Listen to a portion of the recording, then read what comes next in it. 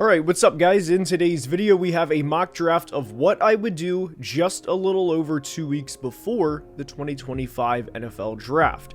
The Tennessee Titans are on the clock, and I think this selection has been made for well over a month. We saw Brian Callahan and Cam Ward at Miami's Pro Day. They look to be chumming it up pretty good. Tennessee also needs a quarterback really in the worst way. They are not going to roll into the 2025 season with what they currently have. And I would personally take Cam Ward. I think Cam Ward is a really good quarterback prospect, and I intend to make a video on Cam Ward before the draft, basically highlighting his strengths, his weaknesses, his pro comparison, and everything in between. I love Cam Ward as a quarterback prospect, and I think it's pretty cut and dry right now that he will be the #1 pick in the 2025 draft, and it's also the selection that I would make if I were the Titans. Now, with the Browns on the clock, PFF's rankings are not my rankings. I personally think Abdul Carter is a better prospect than Travis Hunter. I also think Abdul Carter is the third best edge rushing prospect in the past 10 years, behind only Myles Garrett and Chase Young. Now, that is as prospects. Nick Bosa and Aiden Hutchinson, somebody tweeted at me that, would you take Abdul Carter as a prospect over both of those guys? And the answer is yes, but both of those players significantly outperformed what was expected from them when they were draft prospects themselves. Now, Abdul Carter to me would be the selection here. If you compare Myles Garrett and Abdul Carter in a division where you know you're going to have to get after Joe Burrow and Lamar Jackson for not just the next, maybe 3 or 4 years, but probably the next 7, 8, maybe 10 years. It's a little ridiculous to predict something 10 years down the road, but with quarterbacks in today's era, again, I'm not saying that they're each going to be the quarterback in 2035, but you get the point that they're going to be there a long time. And if you can get another elite player that can get after the quarterback while already having one of the best pass rushers in football, maybe the best pass rusher in football, go ahead and pair them and have an edge rushing duo for the next several years. And Myles will only be 30 in December of this year, so he should still be a really good player for the next 2 or 3, maybe 4 years as well. With the Giants on the clock, again, and what I would do mock, I would not take Shedeur Sanders here at number 3 with my head coach and GM's job effectively on the line, especially when they already signed Russ and Jameis. I don't think that would move John Mara that much in a year where, hey, we have our jobs on the line, we need to take a quarterback, we need to essentially have a Justin Fields situation back in 2021, or even Caleb last year, although he was the #1 pick, so Caleb was a slam dunk pick, and that's a little bit of a different situation, but the one that I go back to is Justin Fields in the first round back in 2021 with Matt Nagy and Ryan Pace. So, all of that being said, I want the best player available, and Travis Hunter significantly upgrades what we have. And if you can have Russ or Jameis throwing passes to Travis Hunter and Malik Neighbors, that's not only an exciting offense, but for a team that was woeful to watch at times last year offensively,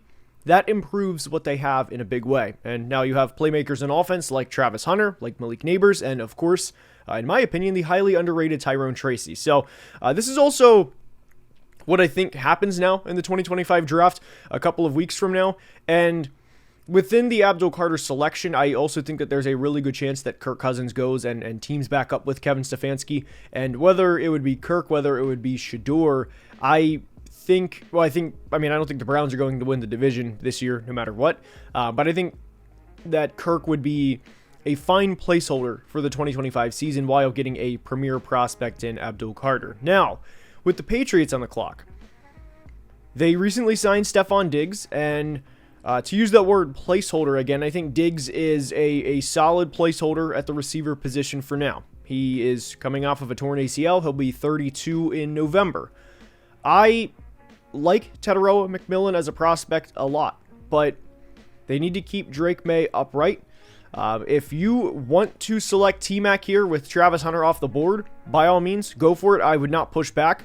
But I am going to go with who I think is one of the, his stock has risen over the past couple months, but I've been a big Armand Membu guy since back in December. First time I really threw on the tape, I was really impressed. And back then he was an early to mid 3rd round guy, and his stock has just soared over the past couple of months. It's been a ramp. It's soared. I'm a big Armand Membu guy, and I think he's the best offensive lineman in this class. So I love Armand Membu, and you get better protection around Drake May, and we obviously saw in the Super Bowl what not good pass protection does for your quarterback. And if you also want to take a look at what not good pass protection does for your quarterback, look no further than CJ Stroud for most of the 2024 season. That's another good example. Build a wall around your quarterback. Mike Vrabel definitely emphasizes the trenches. He knows especially that the big boys win games. And I would say a backup selection here, if I had to, would of course be T-Mac or Ashton Genty. I think you could justify any of those three players with the 4th overall pick. But at number 5, the Jags are up. They were ran on time and time again in 2024. And for me, the pick is Mason Graham. I think he's a really sound prospect, and the fact that you can have Mason Graham and Eric Armstead along the interior with Trayvon Walker, whose 5th-year extension was recently picked up, as well as Josh Hines-Allen out on the outside, those 4 players are really, I mean, that's a good defensive line. And you get bigger, you get stronger in the trenches. Mason Graham also has a really good pass rush profile, so you upgrade every part of your defensive line with this selection. And I mean, again, I like Teteroa McMillan. I wouldn't take him at 5 here over Mason Graham with the Jags' needs that they have.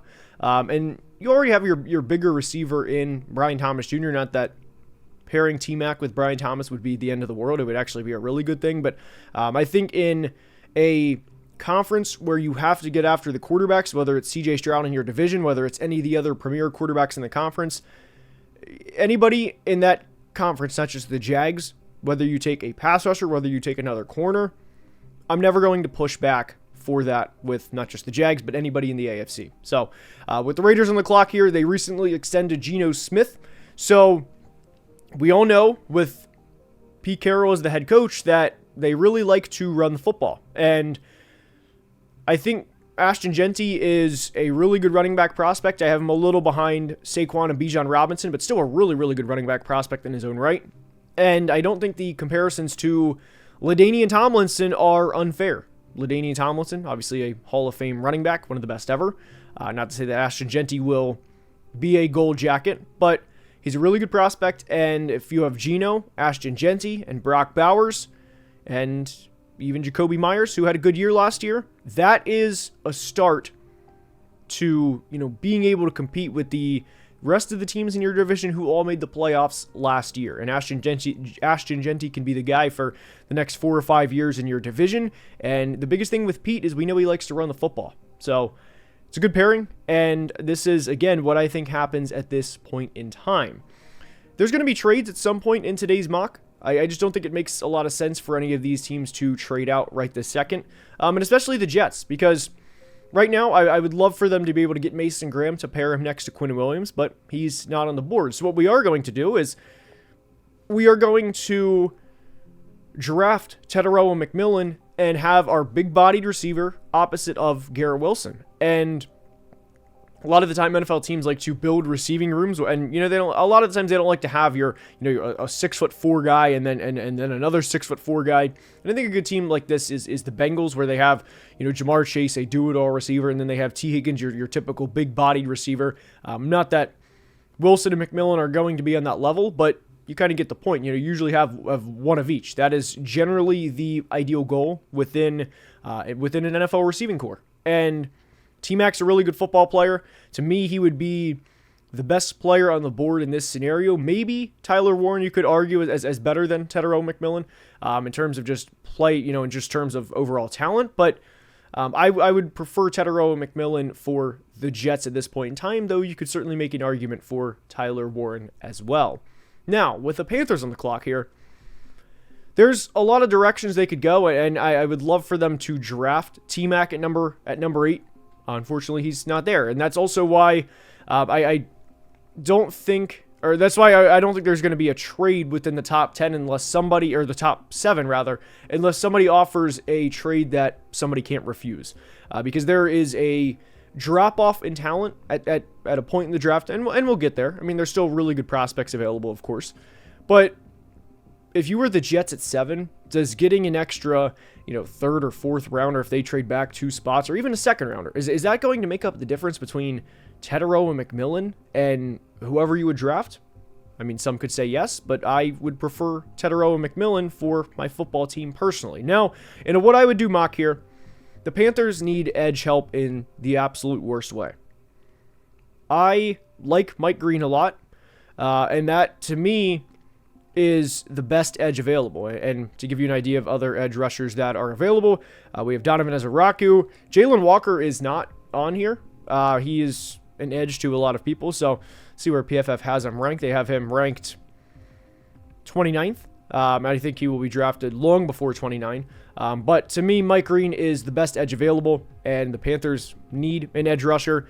Mike Green, to me, is a really good pass rusher. He's a guy that in most drafts would be taken in the top 12 to 14 selections, and whoever drafts him should be pretty happy with their return on investment. Now, with the Saints on the clock, we are running into not a bad situation by any means here, but it's the board didn't fall well for the Saints here. They have a lot of different needs, and the players available don't necessarily match up to their needs. So I think this could be a team that could very easily trade out.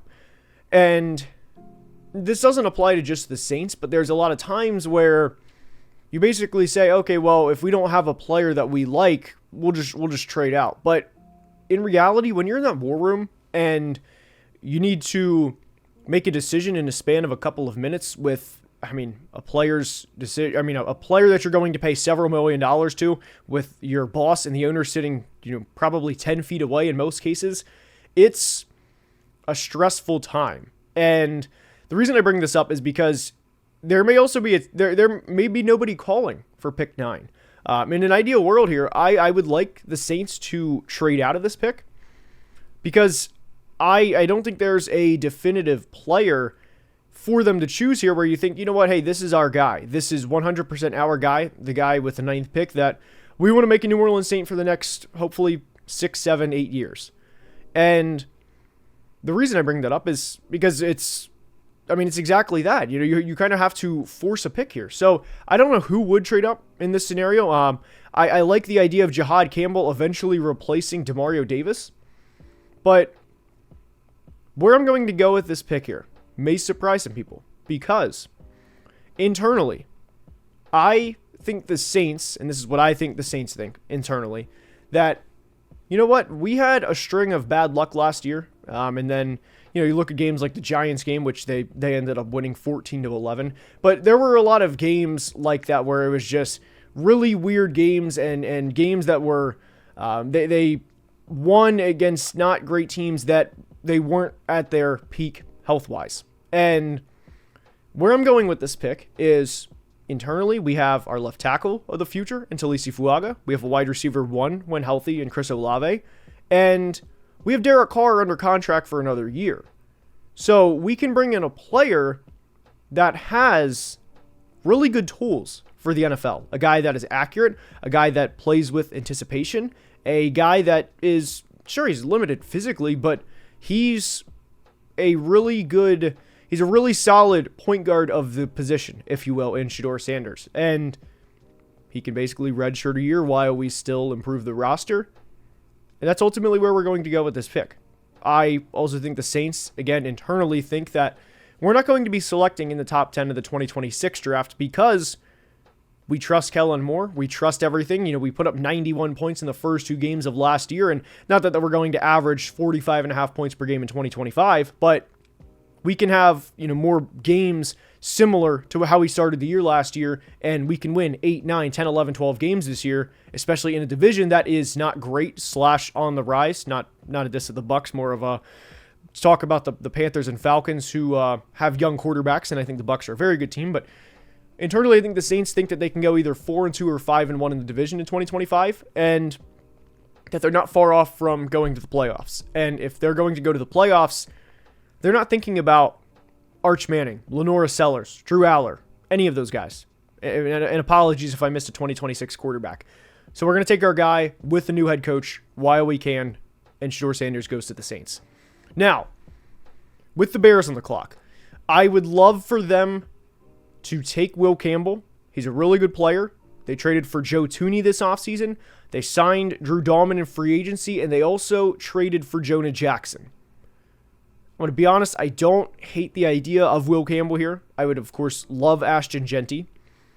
But ultimately, I think where I'm going to go with this pick is I think I'm going to get another edge rusher to pair opposite of Montez Sweat. And I think that player would be James Pierce Jr. to the Chicago Bears. Now, with the 49ers up, they lost Aaron Banks to the Packers this offseason. They had a tremendous 2024 draft to me, all things considered. They brought in Dominic Pooney. I think Ricky Pearsall will be a good player. I like Renardo Green. And Isaac Guerrero could also be a guy. So the biggest thing about the draft is being able to have, I mean, of course, good football players. That's the main name of the game. But one of the other big things is being able to have draft surplus. And what we mean by that is elite production for a fraction of the cost. The 49ers, of course, especially know this because they were paying Mr. Irrelevant over the past couple of years bottom dollar for really good production. And if Will Campbell falls into your lap at pick 11, he's a really good offensive lineman. He's a really good football player.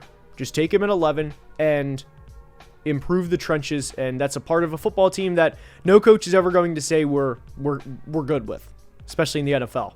So Will Campbell would be the pick here at 11 for the 49ers. Now, with the Cowboys up, there's a lot of directions this franchise could go, and I mean a lot of directions.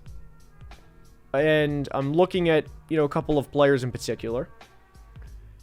I would love Ashton Genty to go to Dallas. I would also love him to go to Chicago. Basically running behind the Bears offensive line would be good, and then just Jerry Jones having a marketable star like Ashton Genty would be a pretty fun time. But with the Cowboys on the clock, this is not an easy selection to make because we talked about building our receiver room. And you look where the Cowboys have, they have two other picks in the top 100, so they could draft somebody like Jaden Higgins from Iowa in the second round if they really wanted to have a bigger receiver if they wanted to pair with CeeDee Lamb. But the 49ers taking Will Campbell doesn't help the Cowboys at all because that would be a great selection for the Cowboys to replace the loss of Zach Martin. So in terms of what the Cowboys should actually do here, I'm going to be honest, I don't have a direct answer. There's no player that is absolutely screaming to me at this point in time that, hey, we need this guy, and that this is 100% the answer. I think you could certainly make a case for Luther Burden, and ultimately I'm still a believer in Luther Burden. This draft class is obviously very heavy or very rich at the running back position, so they can certainly get a guy on day 2, maybe even early day 3 to be their guy. They could certainly trade back from 76, maybe even trade up from 149 to maybe pick 120, 130 somewhere there and get their guy. But where we're going to go with this pick is getting a legit second receiver, and that player is going to be Luther Burden. I'm a firm believer that Dallas is going to throw the football a lot to put up points in 2025. I wouldn't be surprised at all if Dak Prescott leads the NFL in passing yards this year, and if CD has another 1,500-yard year, as he had a 1,700-yard year in 2023. So give me Luther Burden. He's a really good receiver. I'm still a believer in Luther Burden. He is my wide receiver 2 in this class. Now, little preface, that would be if Travis Hunter is a corner. Otherwise, Luther would be wide receiver 3. But if Travis is a corner, I had him as a receiver in today's mock. So my receiver rankings would go Travis, Teterow, McMillan, and then Luther. But again, like I said, no Travis, then it's T-Mac, and then Luther. You get the point. So Luther Burden would be going to the Dallas Cowboys. Now, with the Dolphins on the clock here, to me, they need trenches. Everybody knows they need trench help. You can never have, like we just said, you can never have enough trench help. I'm a big Kelvin Banks guy from Texas, and you can play him at guard, you can play him at tackle. Teron Armstead just retired. He has that versatility. He is a tremendous football player. Do not overthink this pick with Kelvin Banks. Indianapolis is up at pick 14, and as soon as Miami announced that they were drafting Kelvin Banks, Indy had this pick sprinted in, and not surprisingly, it's tight end Tyler Warren. Anthony Richardson is in a now or never year, and the reality is he's had accuracy concerns throughout the first couple of years of his career. And if he can't hit Tyler Warren, who is 6'5", 260, they have a lot bigger problems. But Indy has not had a tight end for a couple of years now. He's a really good prospect. He had a really good year for Penn State in 2024, and he's a good football player, man. I mean, that's all there is to it. And if you have pass catchers of Tyler Warren, Michael Pittman, Josh Downs, Adonai Mitchell, and then even have Jonathan Taylor in the backfield, if Anthony Richardson can't succeed with that, then there's a lot bigger concern. So that's the concept. Is the pick was already made as soon as it was announced that the Dolphins went with Kelvin Banks. Now, with the Falcons on the clock here, they lost Drew Dahlman in free agency. I would not want them to force a need just to force one. Now, the biggest thing is they need defensive help. Everybody knows they need defensive help.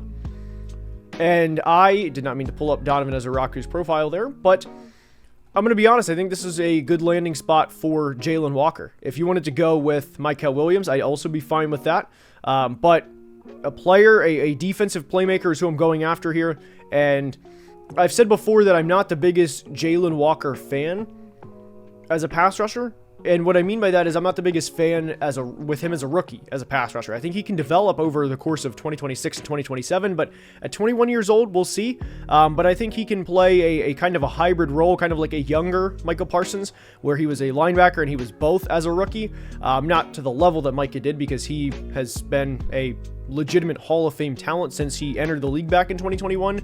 But with Raheem Morris as the Falcons head coach, he can have a bit of not chess piece necessarily, but a guy that can play a couple of different roles. And I think Jalen Walker's a good football player. Just don't love him as an edge in year one, but I think that would be a good landing spot for him in Atlanta. So with Arizona on the clock, I like the concept, or I like the idea of, or like thinking about the idea of head coaches that have, where they originated from, if you will, and thinking about how that team may have been built and the reason they were hired to begin with. And the reason that we bring this up with the Cardinals is because Jonathan Gannon was Philly's defensive coordinator back in 2022. And we just saw the Eagles absolutely dominate in 2024. And it was due to the trenches on both sides of the football. And to me, Kenneth Grant is a really good player, and he's also better than what the Cardinals would need from an offensive standpoint in the trenches. At least he's a better defensive line prospect than we have an interior offensive line player on the board. I do think Josh Simmons is, there's been a lot of talk about guys moving inside to guard at the NFL level, most notably Will Campbell. I don't think Josh Simmons is a guard. I think he is, by every definition, an offensive tackle in the NFL. I think he's going to be a good one for a long time. But I would prefer the Cardinals to go interior on either side of the football here. And that's why we're going to go with Kenneth Grant. And you have Kenneth Grant, you have Darius Robinson, you have BJ Ojolari coming off injury, and then you have Josh Sweat, who you just signed in free agency. And that is a really good defensive line, especially in a division where you're going to have to be able to stop the run and both get after the quarterback. I mean, the NFC West, quietly, is arguably the best division of football. I think you could certainly argue the NFC North, but it's up there, man. It's up there. There's no bad team in the NFC West, and I'm not going to oppose to an NFC West team taking a trench player on either side of the ball to either get stronger offensively or to either stop the run defensively when you're going to have to do that to win the division just to get to the postseason. So that's the selection for the Cardinals. Now, with Cincinnati on the clock, this is kind of best player available, and again, I know corner isn't the biggest need. I like the idea of Will Johnson here. Will Johnson has kind of fell down the board a bit for the Bengals, but where I'm going to go here is an edge rusher. There's been a lot of talk about Trey Hendrickson, and then it's also worth noting that I know Trey Hendrickson is coming off of back-to-back 17-sack seasons, which is phenomenal. Good for him. I mean, there's a lot of great football players that have never reached that peak. But Trey Hendrickson is not going to be a 17.5 sack guy forever. Eventually, he's going to be a 12 sack guy or a 13 sack guy or whatever, right? And sacks still aren't everything, but the point is, the peak is eventually going to come down. And I'm also not all that sold on Myles Murphy as a pass rusher either. I want him to do well, but I am sold on Donovan Ezaraku. I like Ezaraku a lot. He's been a player that I really loved throughout the pre-draft process, and he was in an underrated players video we did about a month ago. He has an absolute tool bag of pass rush moves that he can go to in any given play, and to pair him opposite of Trey Hendrickson, assuming he plays for the Bengals in 2025 for at least a year, would be good for Cincinnati. And again, this is a team that has to get after the quarterback. So I'm all for Donovan Ezaraku going to Cincinnati at pick 17. Now, with the Seahawks on the clock, let's just go ahead and just sort this here to offensive line. Let's just go ahead and pull up every offensive tackle, every interior offensive lineman available, and let's just weigh our options here, because I think that's the biggest thing for the Seahawks here. Now, in an ideal world, I would love for them to draft Kelvin Banks. Unfortunately, he is not available with the 18th pick. So where we are going to go instead is a player that I think is really good, and that's Gray's Abel from North Dakota State. He would upgrade the Seahawks interior offensive line. They, of course, now have Sam Darnold, who, I mean, every quarterback needs interior offensive line help to a degree, some more than others, and I think Sam is more than others. He does not do well, and not that any quarterback is, a prime MVP candidate with consistent pressure in their face from the interior, but I especially think that it was noticeable last year at the end of the year when Darnold had pressure in his face regularly from the interior, and to try and help prevent those situations as much as you can, because at some point you are going to have to go through adversity no matter what, I like Gray's Abel to the Seahawks at pick 18. It fits a need. He's a good player, and he should be an upgrade from what they previously had. Now, with the Bucs up, there's several directions they could go here. I'm going to be honest, I'm a little lower on Jahdae Barron than the 7th best player in the class, but I'm not lower on Jihad Campbell. I think he is a top 10 player in this class. I like him a lot. He is, to me, a prototypical 3-down linebacker. There's very, very few weaknesses to Jihad Campbell's game, and I think that is a player that Todd Bowles would absolutely love. And you also have to factor in Bucs fans that savor the last maybe year, maybe 2 years, but could be the last year with Lavonte David, who should undoubtedly be a Hall of Famer. And you get to, I don't want to say replace a Hall of Famer with a Hall of Famer, but you get to replace him with a very good player in Jihad Campbell. And he also gets to learn from him from a year. There's a reason that a lot of players, and I know J.J. Watt was one recently, I know Luke Kuechly was another recently, that talk about how good Lavonte David is and ultimately was in his prime. And he's definitely an underrated player from this era, but if you can have a guy that, continue the Bucs ways with linebackers, the Bucs have had pretty good linebackers for a long time now. So eventually replace Lavonte David with Jihad Campbell. It's a pick that I'm for every single time. Now, with the Broncos on the clock, to me, this is take your choosing of Emeka Egbuka or Matthew Golden. I personally like Matthew Golden. I think he has really, really good acceleration, like elite acceleration. And I think he would be a good complement to Courtland Sutton. And like we mentioned earlier about talking about building your receiving room, the Broncos are in a position where they need more help for Bo Nix than what they had last year. They put up 7 points in a playoff game, and after the first 5 minutes, they were shut out. Now, that doesn't take away from the year they had, but Matthew Golden would undoubtedly be an upgrade to the receiving room, and that is a big one. And I like Golden as a receiving prospect for what he is. I do not like people talking about Matthew Golden as the potential first receiver taken off the board. I think that's way too high for Matthew Golden. I like him for what he is, but there has been discussions about him potentially, like I said, being the number one receiver off the board, and I'm not a fan of that in particular for Matthew Golden. Now, with the Steelers on the clock, this is a tricky spot because there's several directions they could go. I wouldn't mind Walter Nolan. I think he's a really disruptive defensive tackle. There's several positions we could go here. I wouldn't mind even Josh Simmons at left tackle.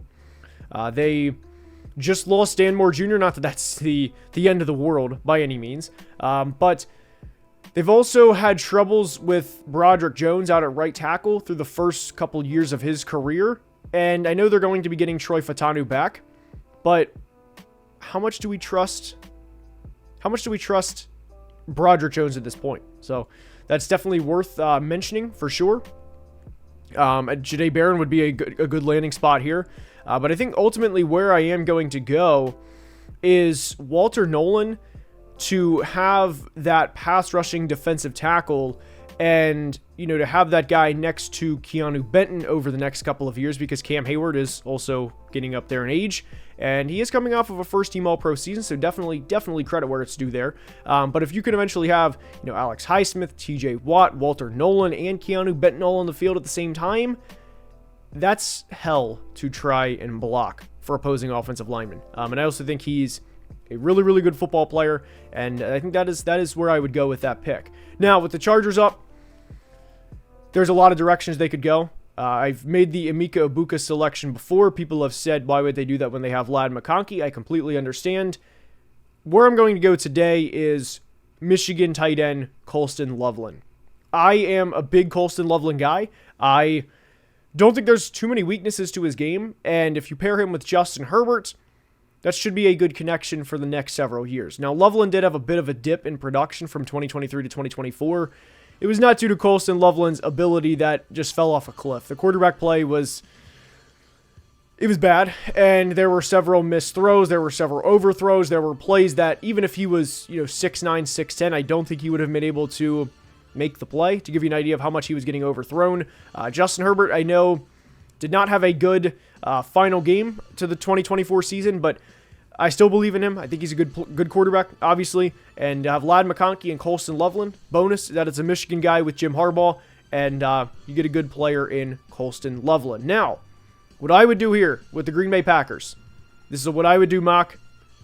We are going to address the receiver position, and we are going to bring in Emeka Egbuka, and he will be our guy. I like Emeka Egbuka a lot. To me, he is a very clean evaluation. He does pretty much everything right. He's a good separator. He has good hands. He's a good route runner.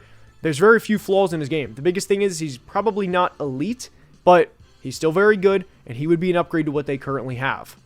The Minnesota Vikings are up, and I know this trade that we're going to discuss may seem a little tacky and, oh yeah, he's a Vikings fan, he's just going to trade to get his team extra picks, but the reality is whether I'm a Vikings fan or not has nothing to do with the fact that they have 4 selections in the 2025 draft, and 2 are on day 3, and 1 is pretty close to being on day 3 and pick 97. So where we're going to go here, and this San Francisco pick was actually a trade back from the Jordan Mason trade. The reason that we're going to trade back here is because we are going to trade back a single spot with the Houston Texans. And the reason that I think this makes a lot of sense is because what we're going to do here is we're going to kind of just we're going to go 24 and 139 for 25 and 89. And you could even mess with this a little bit, whether, the Texans wanted to give up pick 236, 241, whatever. That's what we're going to do right now, is give the Texans the pick 24 here. The reason why we're going to do this is because I think there's a very good chance that the Chiefs try and trade up from pick 31, who, of course, need offensive line help as well. And the Chiefs signed Jalen Moore this offseason to be an offensive tackle for them, right? They also lost Joe Thuney not free agency, but they traded Joe Thuney. So they need a lot of help along the offensive line too. And the Texans, of course, know this. The Chiefs have picks 31, 63, 66, and 95 within the top 100. And if Josh Simmons falls to pick 24, I think that makes a tremendous amount of sense for the Texans to trade up one spot, even if you have to give up a little bit of capital, more than you'd like, to be able to secure your left tackle of the future is a great trade for Houston, because they need offensive line help pretty bad. And Josh Simmons, to me, his tape to me was better than Armand Membou, and I'm a huge Armand Membou guy, but that was when Josh Simmons was healthy. He, unfortunately, tore his ACL midway through the 2024 season, but he should be healthy by the 2025 season, and to me, he's a franchise left tackle. And you have to give up a little bit of capital. It's no big deal. Just make the pick and move on and protect CJ Stroud for the next several years. And I think that's honestly how that discussion would go. Now, with the Vikings up here at pick 25, I don't think they would try and trade back again. Maybe they would, but we're not going to do that in today's mock. Where we are going to go is corner Will Johnson. Although Malachi Stark's certainly applicable here. If you wanted to go Malachi Starks, I would not be opposed to that at all. But the Vikings have Byron Murphy. They have Isaiah Rodgers. They have Mekhi Blackman coming off of a torn ACL. You can never have enough corner depth. That is a big one. Whether it's, I mean, that's the bottom line. You can't have enough corner depth. Will Johnson, to me in 2023, was an elite player, and I would love the pairing of I would love the fit for Will Johnson to go to Minnesota.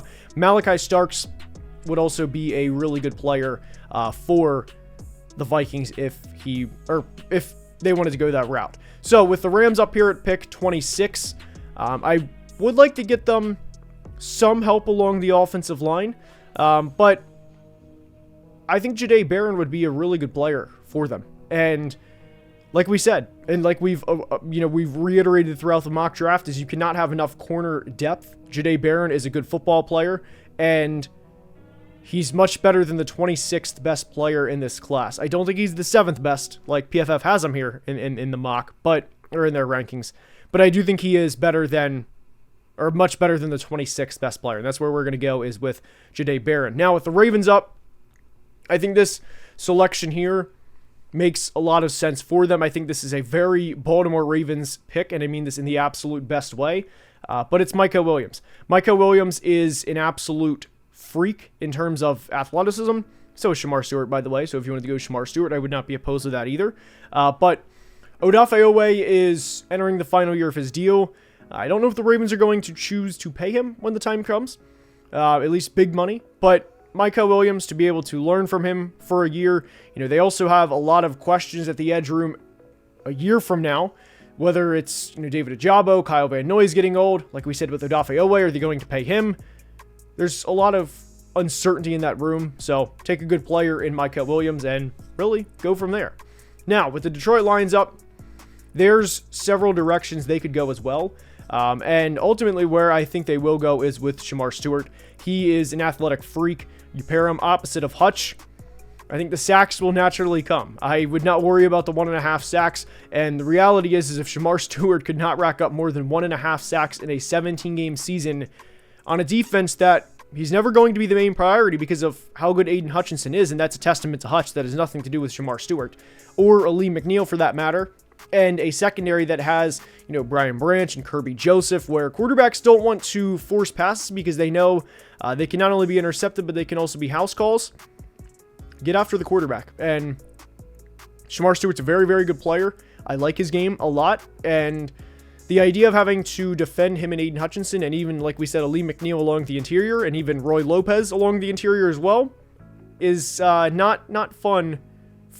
Not fun for opposing offensive linemen to think about. Now, with the Commanders up, this is my personal dream for them. And again, what I would do mock, it's Omarion Hampton. I love the idea, as simple as this is, of having Jaden Daniels do Jaden Daniels things. Whether it's we're going to run all the way across the field one play, we're going to run horizontal, he's going to make a pass to Terry McLaurin, even if he throws it away, he tires the defensive lineman out, right? Just get him winded, get him fatigued early, right? Just Jaden Daniels doing Jaden Daniels things, right? Guess what we're going to do after that? We're going to hand the ball off to a 220-pound back 2-3 times in a row and say, stop us. And I think the Commanders can really just play, not bully ball, but just not far off from bully ball either. I mean, they can play that, hey, look, you know what we're doing. We know what we're doing. Everyone in the stadium knows what we're doing. Can you stop it? And to also pair Omarion Hampton with other playmakers in the offense like Terry McLaurin and like Debo, and of course having a franchise quarterback who is very mobile in Jaden Daniels, and would also help take some hits off of Jaden Daniels because they could hand the ball to Omarion Hampton, is a pick that I absolutely love for Washington. Now, with Buffalo up, this is a selection that I like a lot. I have loved this idea. I've made this selection a couple times, and for good reason. It is Tyleik Williams from Ohio State. You guys know how much I love the fire hydrant defensive tackles, and Tyleik Williams is a fire hydrant defensive tackle. You need to be able to stop the run in this conference, and he will certainly help you do that. He does not get moved when he gets his anchor in the ground, and if you can have that type of player in your defense in this conference, I'm never going to oppose to that. I would also, I wouldn't mind them drafting somebody like Nick Scorton as well to get off the, to get after the quarterback opposite of Greg Rousseau. But Tyleik Williams to Buffalo is a pairing that I like a lot. Now, with the Chiefs up here at pick 31, they need a lot of help along the offensive line. Unfortunately, they missed out on a trade with the Vikings that I think they're a prime team to trade back. The Texans made the trade up to go get Josh Simmons. We're going to give the Chiefs Josh Connerly. I'm a big Josh Connerly fan. I know he did not have the best game against Ohio State, but he had a good year of tape other than that. And I know he also had a bad rep against Mike Green at the Senior Bowl. But I think there's a year of tape to suggest that he's a good player, a really good player, in fact. And I like Josh Connerly a lot. I also think that by bringing in Jalen Moore, that may buy him a little bit of time to, put on the strength that he may need to get to the NFL level. Not that I think it's a huge concern by any means, but if there are concerns, I think that would be a good landing spot for Connerly. Now, with the Eagles up, to me, this is just Howie Roseman. Just Howie Roseman cooking at his finest. You have just the board play out exactly the way you want. You trade C.J. Gardner-Johnson this offseason to the Texans, and you're going to replace him with a guy that you love drafting players from, whether it's Jalen Carter, whether it's Jordan Davis, whether it's Keely Ringo, and I know I'm forgetting a couple Georgia guys, but you get the point. I definitely am forgetting a couple of guys. They technically have Lewis Seen, who is a former Georgia safety, and I know I'm going to be told in the comments, how could you forget whoever? My mind is blanking right now, but anyway, the point is, safety Malachi Starks is a Philadelphia Eagle. So that is today's mock draft in a what I would do mock. I hope you guys enjoyed, and if you did, as always, please like the video, please subscribe, helps the channel tremendously, and comment who you would choose below in your scenario. And until next time, as always, please be safe and have a great day. Love you guys.